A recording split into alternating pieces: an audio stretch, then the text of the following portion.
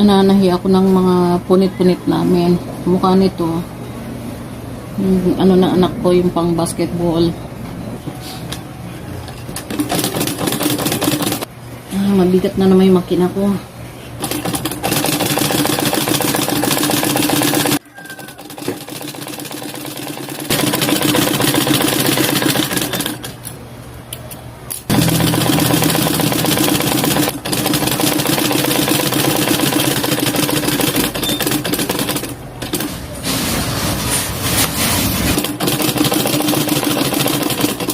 Sana wag magloko itong mata.